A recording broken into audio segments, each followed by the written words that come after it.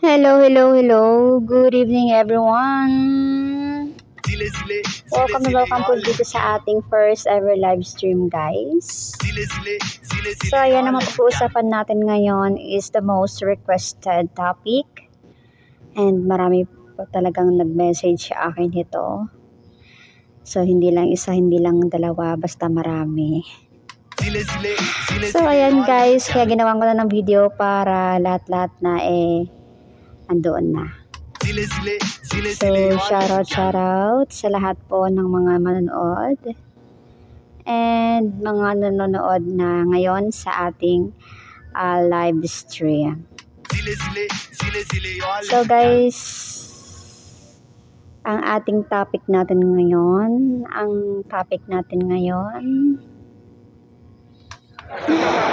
paano ba mas mabuntis? Ano ba? Paano ba mabuntis ng mas mabilis? So, ayan guys. So, ayan, ginawa ko yung video na to and we will start now na. So,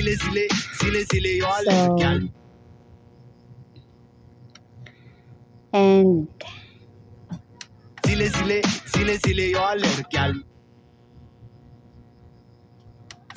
ayan, let's start.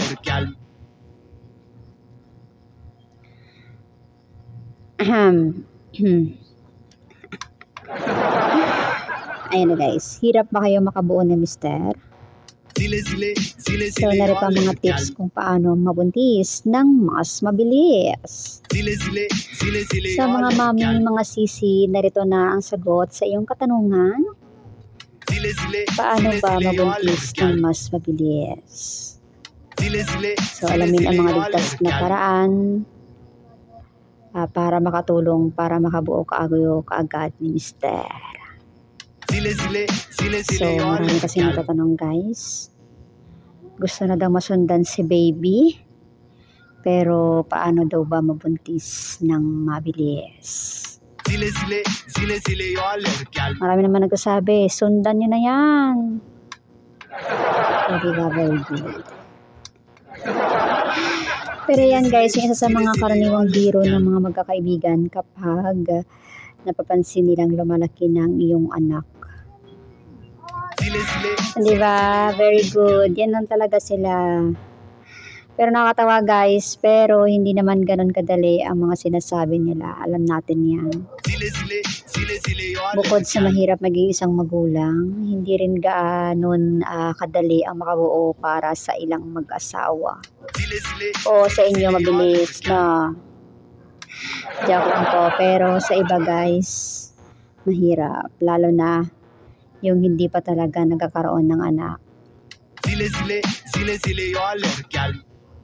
So, may anak na daw sila noon, pero may mga bagay na nakaapekto para masundan si Nene or si Junior. Diba? So, kaya naman guys, ay narito ang mga paraan para mas mabilis na makabuo. So, huwag ating patagalin pa. Narito na ang mga sagot sa iyong katanungan, paano mabuntis ng mabilis. So, yan ang mga pag-uusapan natin ngayon sa live na ito. And guys, before we start, ito pala yung mag-usapan natin for today's live. Paano mabuntis ang babae ng mas mabilis. Mga dapat tandaan at mga bagay na nakaapekto sa pagbubuntis. So, paano ba mabuntis ng mas mabilis? Tips kung paano mabuntis kaagad. And paano mabuntis ang may PCOS. Kasi guys, may PCOS daw. And mga paraan kung paano mabuntis ang may PCOS, gamot sa PCOS at naging komplikasyon nito. So, paano mabuntis ang babae ng mas mabilis. So, wag natin patagalin pa. And mga mami, wag mag-alala. And wag mawala ng pag-asa. Kung nagkaanak na kayo dati, marahil ay kailangan nyo lang ng konting panahon at ayusin ang ilang mga bagay sa inyong katawan para makabuo kayo ulit. So, kung hindi pa naman kayo nagkaanak ng inyong mister, or still trying pa rin kayo, may ilang ligtas na paraan na makakatulong sa inyo para mas mabilis na mabuntis si Mrs. So guys, may mga safe at healthy tips kung paano mabuntis ang babae ng mas mabilis.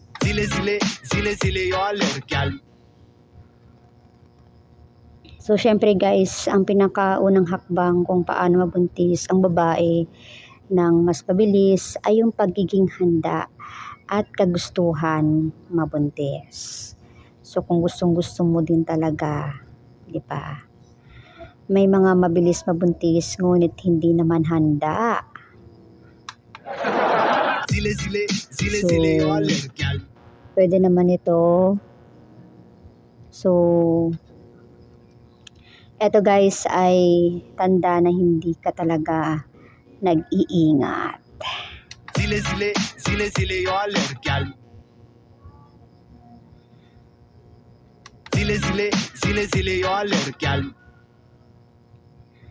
So, at safe na pakikipagtalik at hindi ka gumagamit ng contraceptive.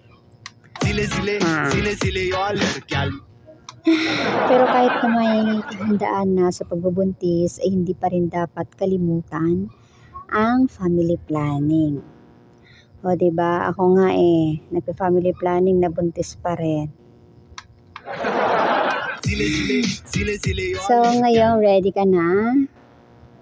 So, kung ready ka na mabuntis, ay kailangan mo itong planuhin.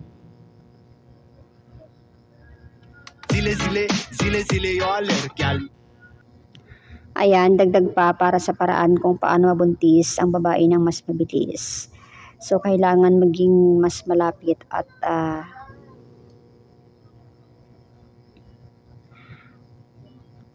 maalam tayo sa ating katawan, guys. Ang gagawin natin is yung alamin natin yung ating ovulation maliban sa ating sex drive. Ito ang isa sa mga nakakatulong kung paano mabuntis ang babae ng mas mabilis.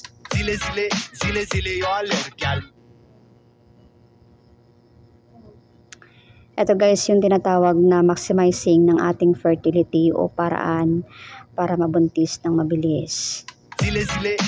So dahil hindi naman pare-pareho ang ating sex drive at fertility, may mga individual na paraan para mabuntis ng mabilis ang bawat babae.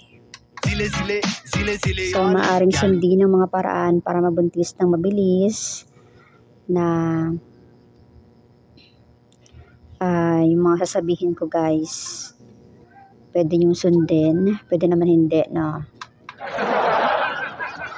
So, ayan, depende sa'yo. At kumonsulta rin kayo sa doktor hinggil sa pag-maximize ng inyong fertility. So, narito ang mga dapat gawin bilang paraan para mabuntis ng mabilis. Una guys, is yung makipagtalik sa regular na batayan o basis. Ang pinakamataas sa tsansa para mabuntis ng mabilis ay araw-arawin mo na. At lagi makipagtalik sa iyong partner o asawa. Syempre guys, di ba? So syempre, konsulta din sa iyong healthcare provider kung safe ninyo itong gawin. So next guys, is yung makipagtalik sa petsa na malapit sa iyong ovulation. Kung hindi posible sa inyo araw-arawin ang pakikipagtalik, kung para sa inyo ay hindi ito exciting, ayan, sa loob ng 2 hanggang 3 araw pagkatapos ng pinakahuling araw ng inyong huling menstrual cycle guys, ay gawin ito. So, dito nangyayari yung ovulation. Makatulong ang pag-boost ng tsansa ng pagkikipagtalik habang ikaw ay nasa fertile or ikaw ay nasa fertility period mo. So next guys is mag-maintain ng iyong normal weight. Ang mga babaeng overweight at underweight ay may mataas na risk na magkakaroon ng ovarian disorders. So guys, higit na makakatulong rin ang iyong doktor para sa preconception planning. So maaari kang bigyan ng assessment sa iyong general health at para matukoy ang mga pagbabagong dapat gawin sa pag-improve ng chance na mabuntis ng mabilis. So pwede rin kayong bigyan ng specific na paraan para mabuntis ng mabilis. So magkonsulta lang guys sa iyong doktor.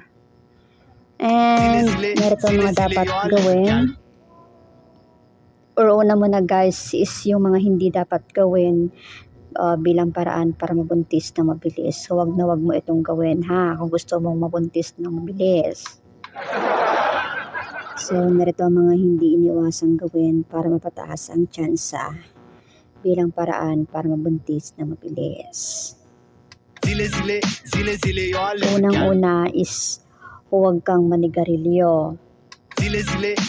Ang pag-iwas sa paninigarilyo ay makatulong hindi lamang sa pagtaas ng tsansa upang mabilis ng buntis, kundi pati na rin guys sa inyong kalusugan. Kung nabuntis na, mainam na tigilan na rin ito dahil sa maaring epekto nito sa iyong baby or sa fetus. And next guys is iwasan yung pag-inom ng sobrang alak or wag na kayong uminom ha. Posible ang kabawasan sa iyong fertility sa sobrang pag-inom ng alak guys. Next is yung bawasan ang pag-intake ng caffeine. So subuking bawasan ang caffeine intake sa pamamagitan ng pag-inom ng kape sa 1 to 2, 3 o 1 to 2 cups kada araw lang dapat. And guys, gawin ng katamtaman ang pag-ehersisyo. Huwag yung sobrang bigat ng ehersisyo ng higit sa 5 hours kada linggo. Kasi guys, nagdudulot ito ng pagbaba ng tsansa ng ovulation ng babae. So pwede rin itong magiging dahilan kung bakit hindi mabilis mabuntis ang isang babae. And ngayon ay dadako na tayo sa mga dapat tandaan para mabuntis ng mabilis. So bago tayo tumungo sa mga tips para mabuntis ng mabilis, ay narito muna ang ilang mga bagay na dapat tandaan ninyong mag-asawa na bago sumubok na magkaanak. And guys, para mabuntis ang isang babae, kailangan magtagpo ang kanilang egg cell at sperm cell na lalaki sa loob ng fallopian tube.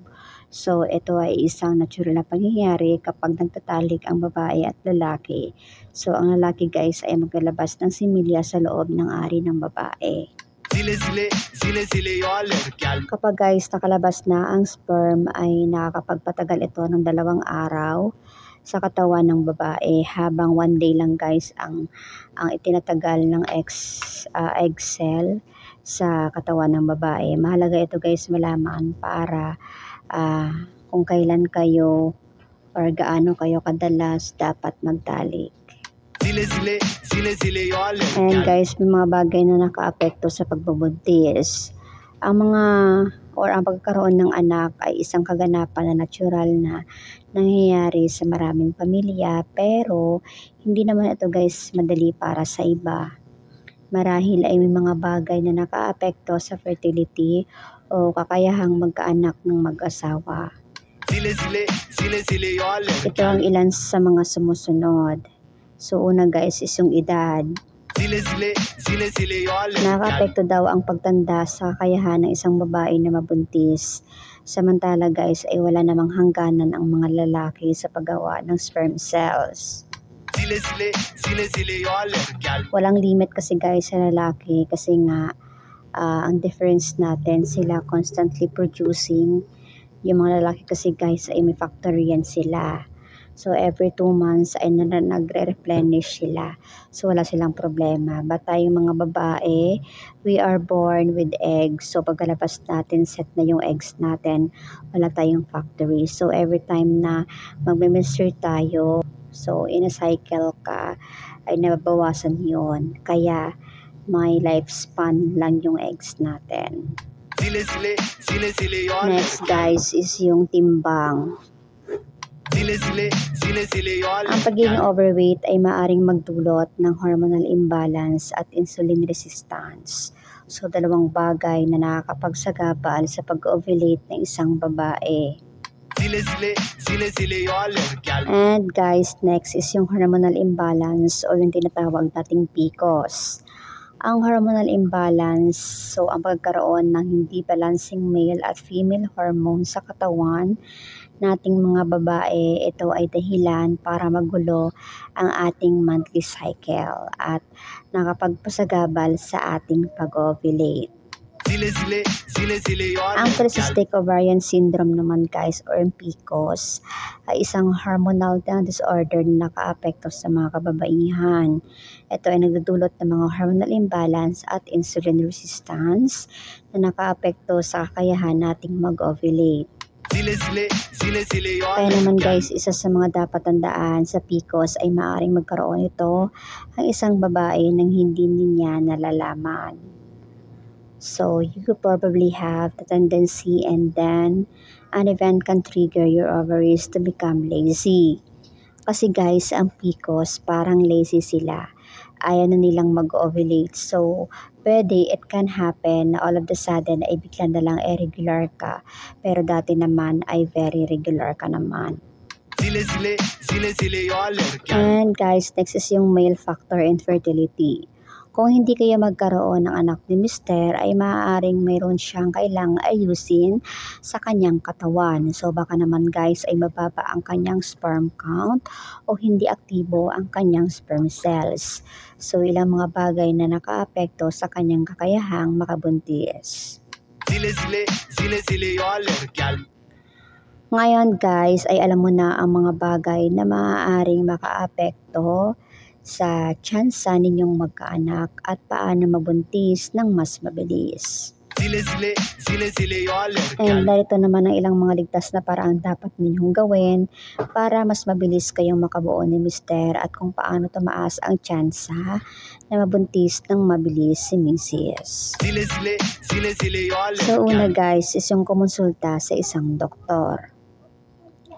Bago kayo sumubok ng iba't ibang paraan para mabuntis ay makakabuti kung magpapatingin muna kayo sa isang OB or expert sa fertility. Dito guys ay nalalaman kung ano-ano ang mga dapat ninyong ayusin sa inyong katawan para lumaki ang tsansa ninyong makabuo. And guys, hindi lang ang babae dapat ang kukonsulta sa doktor, kundi pati na rin ang lalaki para malaman kaagad kung ano bang mga hakbang na dapat nilang gawin or dapat niyong gawin kung paano mabuntis ng mabilis ang babae. So, when a couple embarks on a fertility workout, ay kailangan pareho kayo. Kailangan guys ay magpapacheck up kayo. So, yung babae, magpapa-ultrasound, yung lalaki ay magpapacheck up ng similya. So, sa pagpapa-ultrasound guys ay mag-check kung nag-ovulate siya. So, ipapacheck din kung yung fallopian tube ay open kasi yung fallopian tube guys is yung meeting place ng egg at sperm cells. So, kung ayun ay barado at wala pang meeting place, so yun ang mga dapat i-investigate. Mas marami kasi guys yung mga unexplained kasi paano yun gagamutin. So, kung ikaw naman ay may edad na 35 years old pataas, so kailangan mo munang kumonsulta sa doktor para matulungan ka niya matukoy kung kailan ka nag-ovulate at makapagbigay ito ng paraan para or paano ka mabuntis na kaagad. So next guys is yung i-monitor yung iyong ovulation. Nabubulol na ako. So yan, ang mga babae ay merong ovulation cycle na sinusunod. Sa ovulation cycle na iyon guys ay meron tayong fertility window kung kailan tayo ay naglalabas ng itlog sa ating fallopian tube. So ito ang kailangan mong tandaan para malaman ang pinakamagandang araw na makipagtali. So guys, kung 30 days ang cycle mo, nagsimula yung fertile period mo, 12 days to 18 days ng cycle. So, ang first day o yung day 1 ng first day of the period, so kung magbilang ka sa duatel, doon ka magsisimula. Doon din kayo mag-intercourse ng madalas, doon sa time frame na yon. And guys, para mas madali para sa mga babae ang may regular na cycle na malaman o mataon ang kanilang fertility period. So, kaya napakaganda or napaka-importante na kumonsulta sa isang doktor para matulungan kanyang gawin irregular ang inyong cycle at matukoy kung kailan ka nag-ovulate. So, sa mga may irregular na menstruation ay the best pa rin guys na magpakonsulta kasi baka nga hindi siya nag-ovulate. So, the chances of getting pregnant ay mas mababa. And also, kapag yung mga ganong cases ay kailangan i-investigate bakit hindi nag-ovulate ang isang babae, baka may ibang dahilan na need to correct. So, mayroon pa mga ibang paraan para malaman mo ang inyong fertility window. And guys, isa na rito yung paggamit ng ovulation test kit. Ang test kit na ito guys ay sumusuri sa urine ng babae at titingnan ang hormone doon na siyang nagko-control sa iyong menstrual cycle. So kapag nakita sa iyong ovulation test na mas mataas ang iyong LH, ay ibig sabihin nito ay malapit ka nang mag-ovulate. Next guys is yung panatiling malusog ang iyong katawan. Napaka-importante guys ang pagkaroon ng malusog at magandang pangangatawan. At kung gusto ninyong mag-anak. So ayan. Ito guys ay magawa sa pamamagitan ng pagkain, ng masustansyang pagkain. Iwasan ang mapagkain ng junk food guys at inuming may mga caffeine. So sa halip ay uminom ng maraming tubig. Ugaliin guys ang mag-ehersisyo para mapanatiling tama ang iyong timbang. So, ang pagbabawas ng timbang ay makatulong para tumaas ang tsansa mong magbuntis. However, kapag sobra namang payat o kulang sa timbang, ay maaari rin itong magdulot ng hormonal imbalance na nakapagpasagabal sa inyong pag-ovulate. So, kailangan talaga guys na baguhin ang inyong nakasanayan para tumaas ang posibilidad ninyong makabuo. Yun ang pinaka number 1 guys, dapat healthy, dapat ma-exercise. Yung weight mo ay dapat tama lang sa height mo. So, dapat ideal yung body weight mo. So, mag-exercise, then the diet, lifestyle modification at walang vices. Iwasan mo guys yung bisyo. Kung nais mo makabuo ka agad ay marapit lang na tigilan ang masamang bisyo tulad ng pag-inom ng alak, paninigarilyo at lalo na yung paggamit ng ipinagbabawal na gamot. Nakikita kasi guys sa sigarilyo ang mga delikadong chemical na nicotine at carbon monoxide na nagbababa sa dami ng itlog ng babae at nakapagpapahina ng similya ng lalaki. And guys, next is yung iwasan yung stress. Yes, it really happens guys. Minsan, mawala lang yung stress doon na nape-pregnant. Minsan matapos na mag-workout o kapag napagod na sila, ay doon pa sila nape-pregnant. So kung kailan pa sila nawala ng gana or pag-asa, ay doon pa daw sila nabuntis. Dapat guys, alisin yung mga stress factor. If they can spend more time family or if they can spend more time together, walang stress, isang factor yun na makakatulong sa kanila. Kaya naman guys ay makakatulong sa inyong mag-asawa ang magpahinga, magbakasyon, at kung kaya naman ay alisin sa isip ang mga negatibong bagay. Kung gagawin ni Mister ang mga bagay nito ay siguradong gaganda ang inyong pangangatawan at mas tataas ang tsansa ninyong magkaanak. So guys, is yung kailangan lang ng konting oras, tiyaga at sakripisyo at hindi magtatagal ay makabuo na rin kayo ng isang masayang pamilya. Ano to? Ayun na.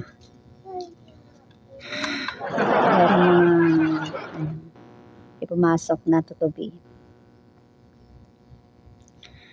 So guys, welcome back. So, may nagtatanong guys kung paano daw mabuntis pag may PCOS. Isa ang pagkaroon ng polycystic ovarian syndrome or PCOS sa mga maaaring dahilan para magiging mahirap sa isang babae na mabuntis ng mabilis. So ito ay isa sa mga karaniwang dahilan ng infertility sa mga kababaihan. Subalit, ito naman guys ay nagagamot. Ayon sa research ay hindi naman ibig sabihin na mayroon kang PCOS ay tiyak na hindi ka na magkakaanak. So posible lang guys na kakailanganin mo yung tulong ng medication para makabuo kayo ni Mister. So bago natin alamin kung paano mabuntis ang may PCOS, narito muna ang mga sintomas ng PCOS sa mga kababaihan. So guys, hindi normal na menstruation. Next is yung kakaunti lamang yung menstrual period. Irregular na pagkakaroon ng regla. Yung hindi nagkakaregla or hindi pa pangkaraniwang haba ng panahon o araw na nagkaroon ng regla. Next guys is yung heavy periods.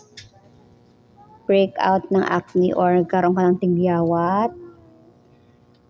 So hindi pa rin nalalaman sa ngayon guys kung bakit pa nagkaroon ng PCOS sa isang babae. Kaya naman ay mahalagang magpatingin sa doktor kung may napansin sa sarili ang mga nabanggit na mga sintomas. Ang agarang paggamot sa PCOS at pagbabago ng lifestyle ay maaaring makatulong para ikaw ay mabuntis at maiwasan ang mga komplikasyong kaugnay sa mga nasabing kondisyon. Narito ang mga paraan kung paano mabuntis ang may PCOS. So may mga paraan naman na maaaring gawin para matulungan ang sarili na mabuntis pa rin kahit na mayroong PCOS. Ilan guys ay ito ang mga sumusunod. Una guys is kumonsulta sa doktor. Alamin ang timbang at ang iyong body mass index. Sa pamamagitan nito ay malalaman mo kung mayroon kang malusog na body weight. At kung labis naman ang iyong timbang ay maaring magbigay ang doktor ng paraan kung paano ka makapagbabawas ng timbang sa malusog na paraan. Ayon guys sa ating source, kung mayroon kang PCOS ay mahalagang makapagbawas ng 5% sa iyong timbang kung ikaw ay overweight. So guys, gumawa ka ng healthy diet at exercise plan. Makakatulong ang ehersisyo at pagkain ng mga masustansyang pagkain para magiging handa ang katawan sa pagbubuntis. So guys, iwasan muna yung matatamis na pagkain, simple carbs at mga pagkain na may unhealthy fats. So idagdag sa inyong diet plan ang pagkain ng beans at lentils, manok, isda, gulay at prutas. So at whole grains guys, tulad ng mga oats, barley at brown rice. Uminom ng vitamins and mineral supplement. Halimbawa nito ay yung folic acid, vitamin B complex at coenzyme Q10. Kumonsulta sa doktor kung ano ang angkop na vitamins para sa iyo. Tingnan ang blood sugar levels at siguraduhing balanse ito. Mahalaga na balanse guys yung blood sugar level para matiyak na malusog na pagbubuntis at maayos na kalusugan ng iyong magiging anak. So maaaring kumonsulta sa doktor upang humingi ng payo kung paano mapanatili ang balancing blood sugar level.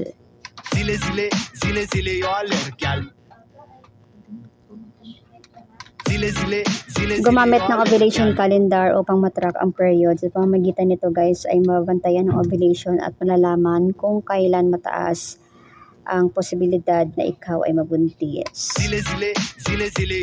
So guys, narito naman ang gamot sa PCOS.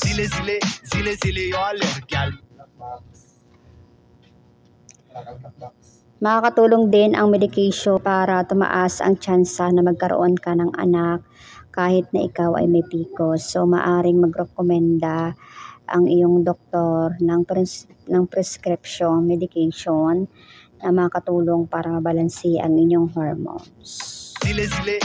And guys, ilan sa mga posibleng nirekomenda na yung doktor ay mga sumusunod na gamot. So, una guys is yung magreseta siya ng birth control pills para mabalanse ang estrogen at testosterone levels sa katawan. Ayan, nabubulol na ako. Maaari itong ibigay ng doktor bago simulan ang fertility treatment. And guys, next is yung metformin.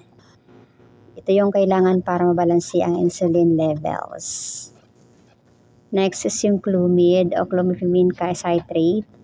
Ito naman guys na makatulong para mabalanse ang estrogen levels. So, para makapaglabas ng mas maraming egg cell ang ovary ay makatulong ang fertility medications. Maaaring kakailanganin mo guys ang fertility help o tinatawag na in vitro fertilization o IVF para mabuntis kahit may PCOS. And guys, narito naman yung komplikasyon. Mahalagang magamot din ang iyong PCOS. So, nais mo mambuntis o hindi. Sapagkat guys, ay mayroong mga health complication na kaugnay ang pagkaroon ng PCOS.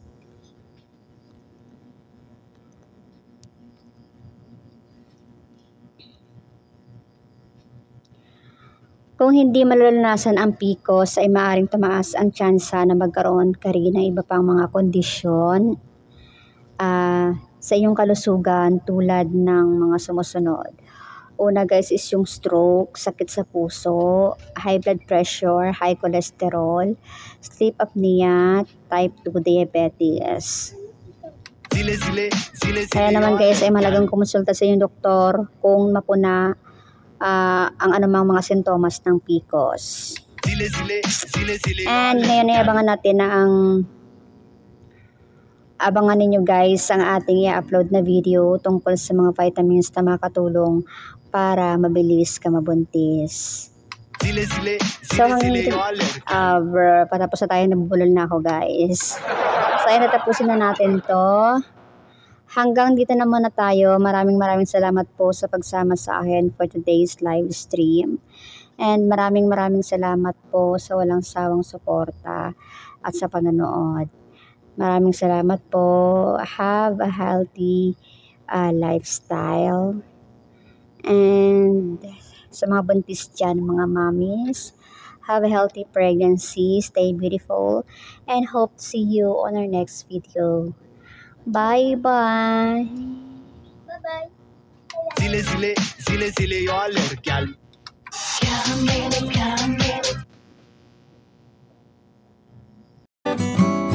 Night and day, it rained the whole day till on Sunday. I'm waiting for a shining day. Might be singing, might be murmur, might be love letters, even if the